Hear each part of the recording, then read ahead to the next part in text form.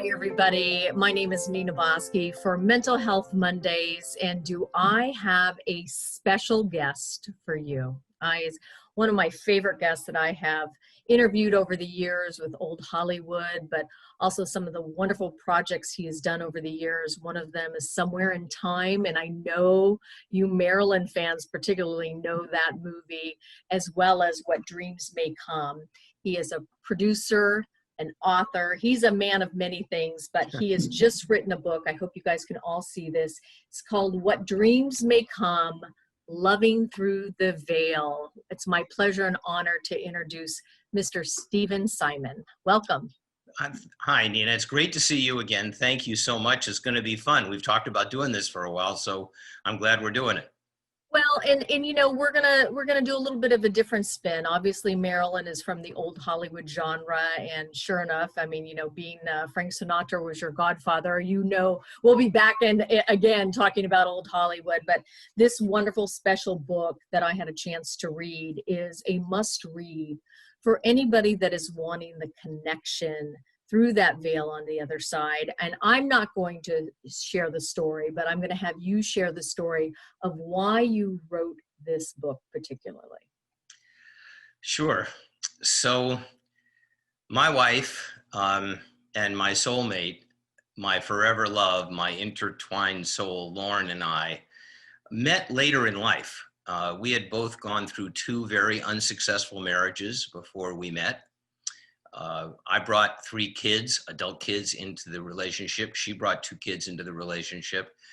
And the minute I met Lauren, the minute I looked at her, the minute I saw her in the lobby of a movie theater, and I was just drawn to her. And when she turned around and looked at me, we both just stared at each other.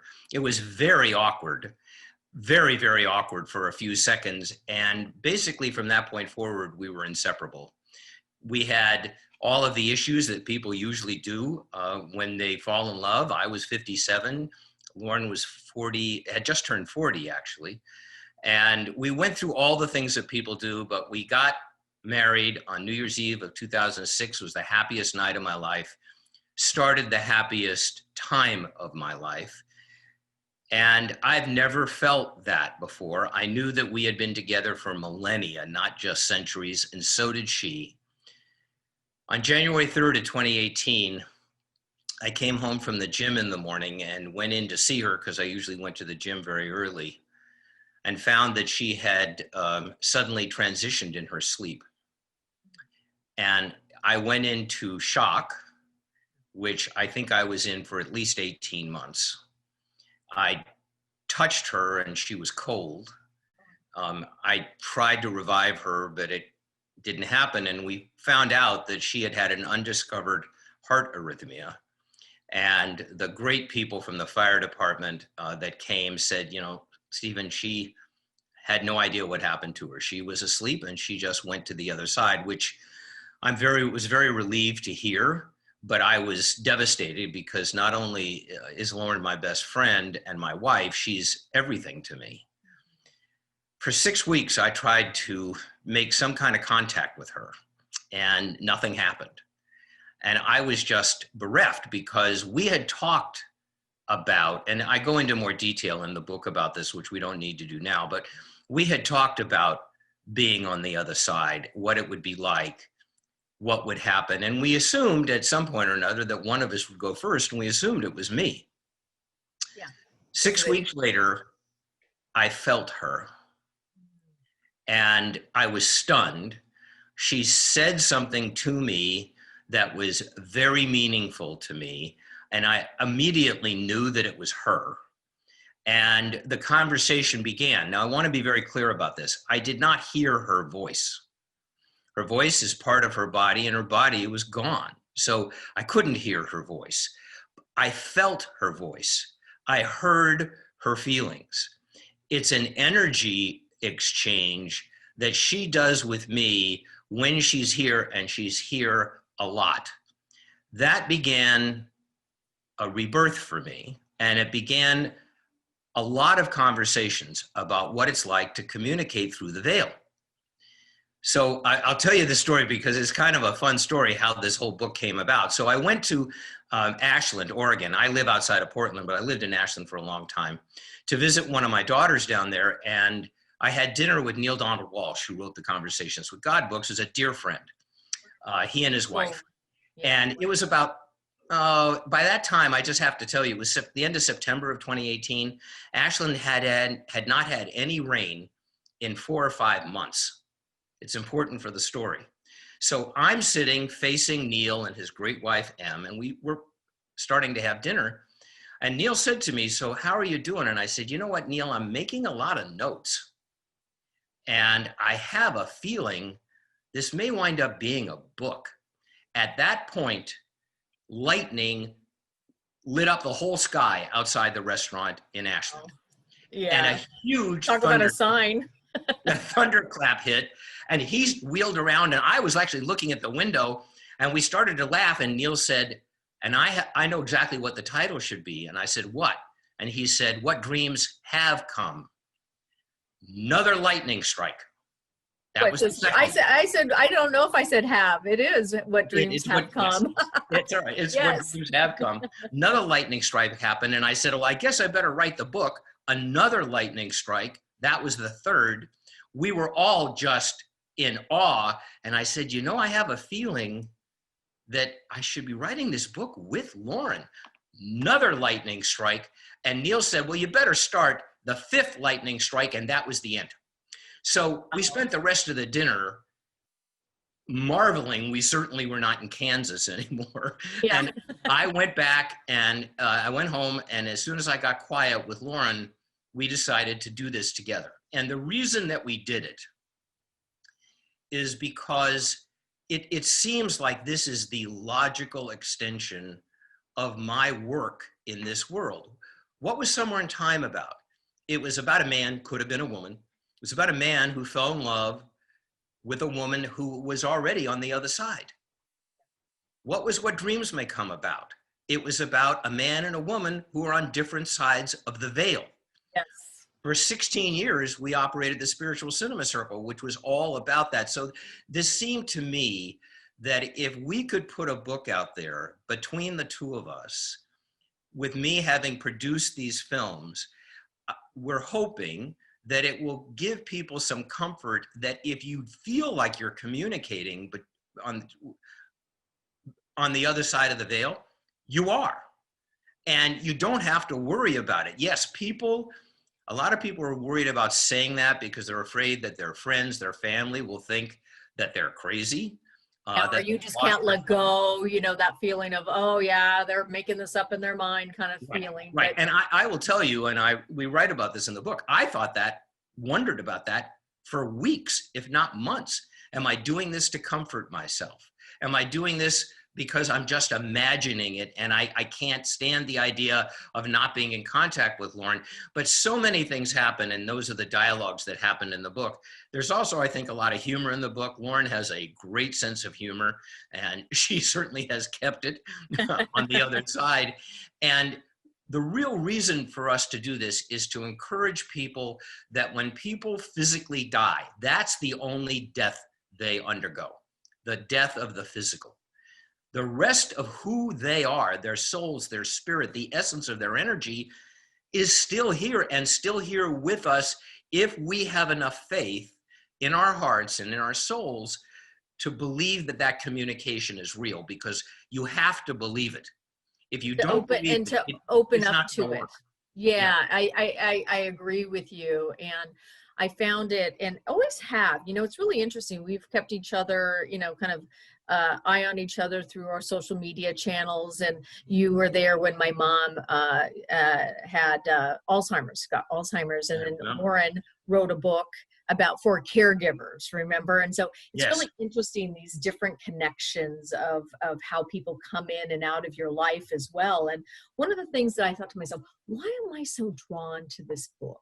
Because I didn't lose a beloved. Now my mom did. She lost her beloved when she was really, 8 months old. I was 8 months old. And it was very shocking, very similar to you. It's shocking to the system on a human level compared to when you can prepare yourself for this kind of change in a physical form. But I thought about my mom. I lost her last November, and I can pick up the other side quite well, Stephen. However, with my mom, I've had a little bit of a block. And reading your book got me thinking and feeling about the why. Where am I in my grief cycle? And there's a part of me that, oh, if I open up that portal, which I know I will love, then I actually have to accept that she's gone. And I thought, wow, that's what it is. Because I do feel her, but I find myself going, oh no, we're not quite going to go there yet. And so I can't help but imagine that whether you've lost a beloved like you, or anybody that you love and want to create that connection, is to be able to bridge that between heaven and earth, between the afterlife and here, and that veil is just a veil. It's not about that they're gone. And I think it gives people a lot of hope as well. And so I wanted to ask you about that, because I think that when people read your book, they're probably in any stage of their own spiritual development. And surely you and Lauren have had such a strong connection. You were even talking about life after death. Look at your work, art imitating life, life imitating art. I mean, it really, you think about your sole purpose, it's been around you all of your life, or at least a good chunk of your life. How do you think this book could help? I know what I think, but how do you think this book could help people? Well, I think it's mostly in giving people the comfort of knowing that they're not alone. That it doesn't have to be a significant other. As you said, it's with you, it's your mother, it can be a father, it can be a brother, it can be a sister, it can be your best friend, whatever it might be, a really deep love connection. If you have that and that person transitions, it's to give people the hope and hopefully a bit of a roadmap to how you can make that connection. That you do need to trust yourself, that you do need to trust the person on the other side of the veil, that it's important that you not be afraid of what might happen. The other side of the veil is gorgeous. And as you said, it is a veil. It's not a wall. It's a veil, which means you just have to know how to be able to talk through it and to be able to feel through it. Yeah, it's different than, like, I love what you said about it. I didn't hear her physical voice. It's an energy. It's an energy that you're picking up. And I've got an interesting story about, I told you about my mom. When she first passed, I kept on wanting, I think, the physical, and also because Alzheimer's, you lose so much of them that all you do is have the physical, which is left. So I think that making that transition for me it's much more subtle than overt, right? Mm-hmm. But one of the things I said to her was their first celebration of life. And I was like, Mom, you got to give me a sign. And right before she passed, the week leading up to her passing, the numbers 111, 1111 came through. There was another number pattern, which was 444. And I kept seeing it throughout the week.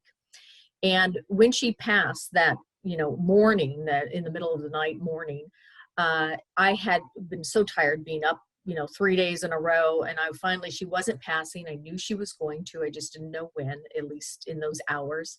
And I finally fell asleep next to her, but not touching her. And I fell asleep about 3:20 in the morning. And at 444, I woke up. 444 was the other energy pattern number that I was picking up. So I kind of let that go, then you're working on arrangements, and you've got the all the people around and gathering around the celebration of life. So I wasn't thinking about those patterns at all, but I had asked her, I said, give me a sign, just give me a sign. So it was the celebration of life. Nothing happened. It was the end of the day. I had a beautiful picture of my mother in a kind of like a prom dress, even though it was beyond that, like an elegant, almost like an Oscar dress, right? And the sun was just hitting it. It was just going down. I was on the deck of my house, and I was about ready to take a picture, and there was one guest left. I didn't actually even know her that well, but her mother's name was Eleanor. and her grandmother's name was Eleanor. My mother's name was Eleanor. So I think she felt a kinship there. So I was like, great. So we were talking. All of a sudden, I'm about ready to take the picture. And she goes, oh my God, out loud, it's 444. So those beautiful connections is what I was hearing and getting from you in this book as well. She's giving you a lot of information. So what would you suggest to somebody that has never done any of this kind of work before in terms of going beyond the veil and really starting to pick up somebody that they love on the other side? What would you suggest to them? Great question, and thank you for that. I'll answer that by saying that there were a lot of moments,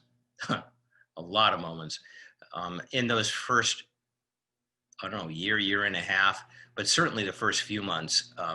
I cried myself to sleep every single night. I had no idea how I was going to get through it.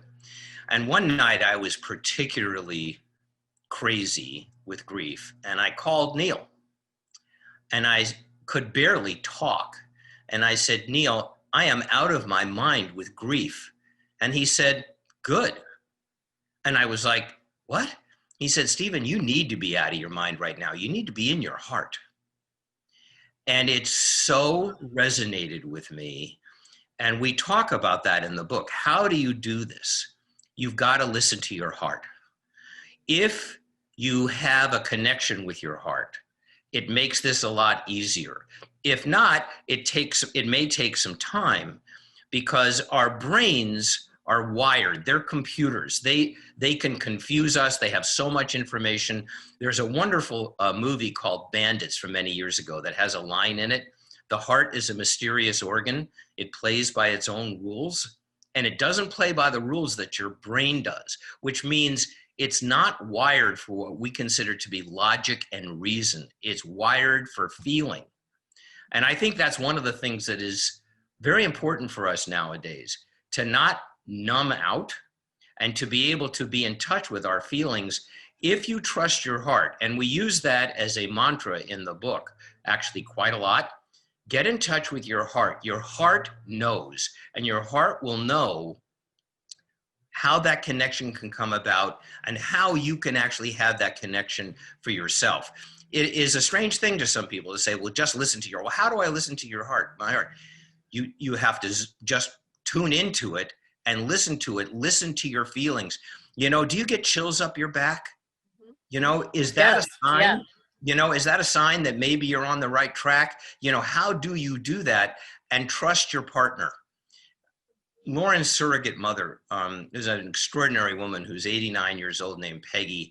And Lauren's cousin Robin, who she was very close to, both said to me right after Lauren transitioned, Stephen, she's gonna be in touch with you. You know that. You guys have never not been in touch for what, centuries, millennia? She's gonna be in touch with you. Just be patient and know it's her. And I talk about that in the book. There's actually a section of that in the book of how that first happened and then how it rolled on after that. And it's very interesting because I know that Lauren knows a heck of a lot more on the other side than I do here. But our human brains are only wired, and our hearts are only wired in the human experience. So I know there are things that she knows that she doesn't share with me because she can't, because my mind wouldn't be able to conceive it. But I also know that there are a lot of things that she has shared with me in the book that I think will be helpful and hopeful to people. What we want this to be, and this sounds a little corny, but then again, I am corny. And as our kids say, I cry at card tricks. So there's truth in that. We really hope it's a comfort. We really hope it's an oasis, that it's a place, a book, and thoughts and feelings that comfort you, that make you feel better about where you are in life, and also give you hope. You know, I think hope is probably the one thing that people emotion that people can't live without. If you don't have hope, you don't know how to go forward. And hopefully that's redundant, but hopefully it'll give you hope.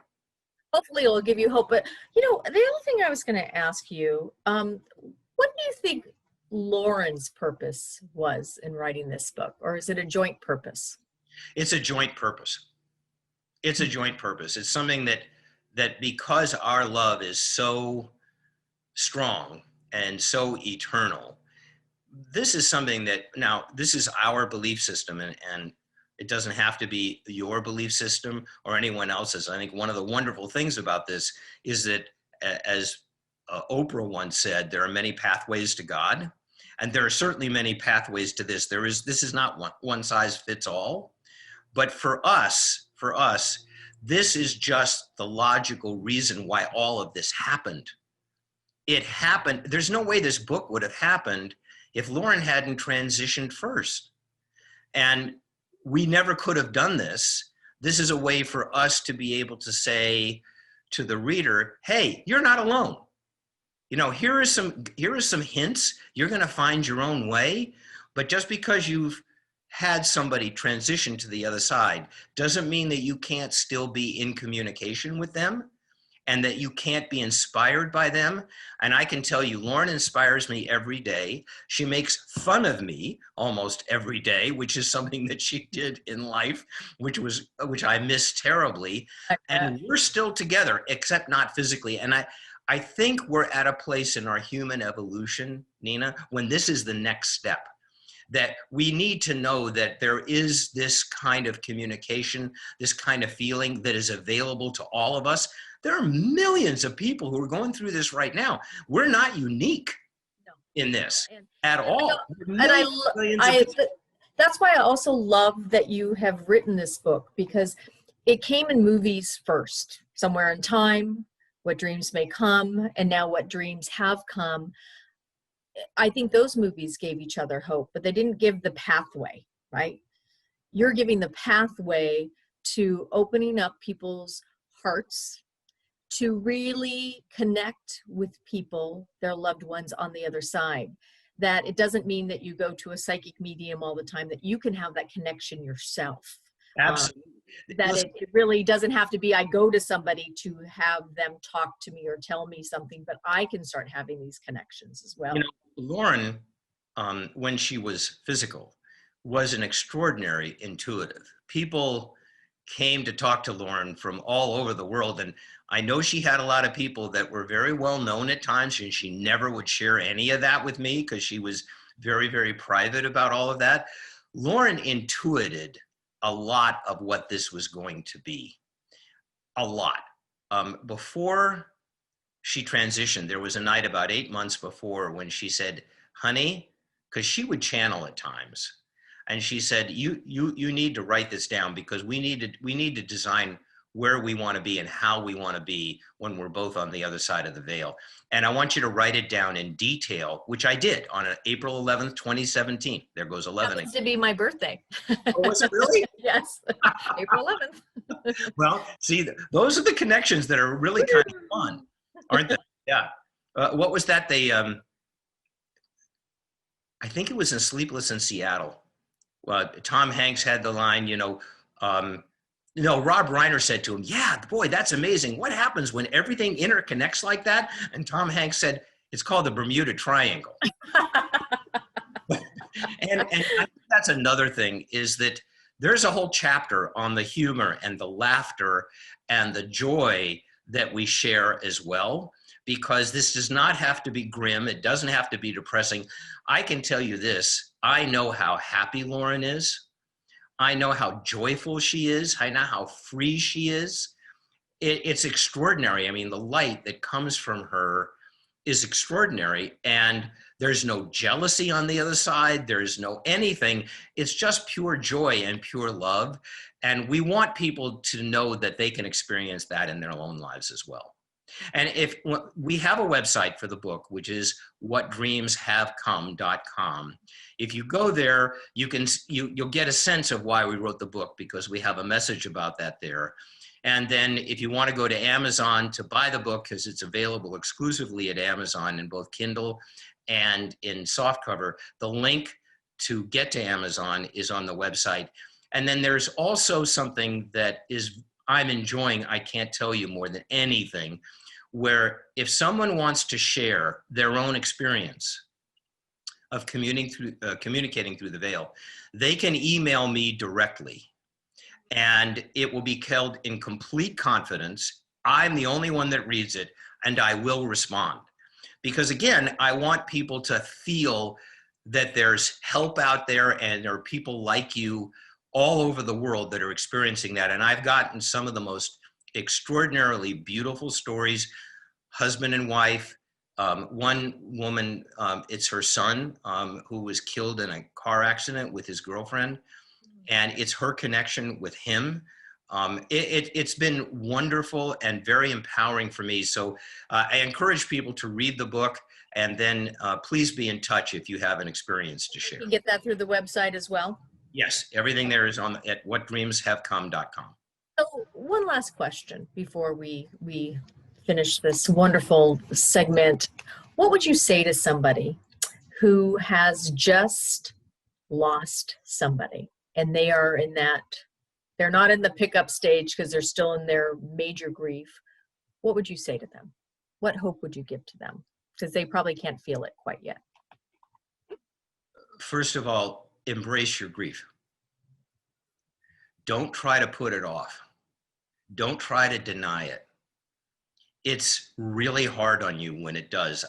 I've spoken to people who lost loved ones and just shut it out by distracting themselves, burying themselves in work. And they have said to me, boy, when it came back, it just knocked me to my knees. So the first thing is, I send you our heart and our love, because grief is a dreadful experience. It's really painful. It's really sad. And it's an experience, and it's a process that you need to go through to get to the other side. And there is no telling how long it could take. It could take as little as a few months. It could take as much as a couple of years. It's individual. But if you feel it, and if you allow yourself to feel the sadness, if you allow yourself to be in that, eventually you move through to where you know you're moving forward, but you also know you're never going to move on.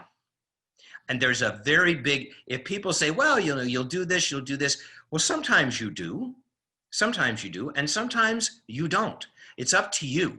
Grief lets you know when your time is beginning to transition into another place. As you and I are having this conversation, it's been almost 3 years since Lauren transitioned. And I still get tears every day. And there'll be things that happen, like I'll see a couple walking down the street holding hands, and I'll just burst into tears. For people who are going through grief, understand that it is part of the process. And actually be proud of yourself that you feel that deeply, because a lot of people don't. And a lot of people don't allow themselves to do that. So feel it and understand that it is a process, and you will eventually, there's a long process about this called the rowboat that is an entire chapter in the book, which I won't go into now. But when you're in that rowboat and the river gets rough, the only thing you can do is hang on to the sides of the boat and scream your bloody guts out and cry, and that will get you through those rapids. You'll be in the calm part of the river again until you hit the next thing of the rapids. After a while, the rapids don't come as quickly and they aren't as hard, but they're still there. I think that's very well put, and it is definitely like a wave. And I also want to just say thank you for, there's no accidents. I think my mom is going tap, tap, tap. I'd like to talk a little bit more, and we'd like to get you through this grief a little bit more so you're more open in my heart space and not pushing it back. And I bet there are other people like myself that haven't completely embodied that grief process. So for me, for everybody else out there that has lost a loved one, I want to highly recommend this book, What Dreams Have Come, Loving Through the Veil. And also, if you haven't had a chance to watch those two movies, Somewhere in Time and What Dreams May Come, it will give you a huge amount of hope that your loved one is still there and very much connected to you. So Stephen Simon, Lauren Simon, thank you so much for giving us this book and giving us a little glimpse into your relationship and giving us all a healing hand in our grief process. You're more than welcome. And I look forward to hearing from people and sharing with us what your experience of loving through the veil is. Thank you.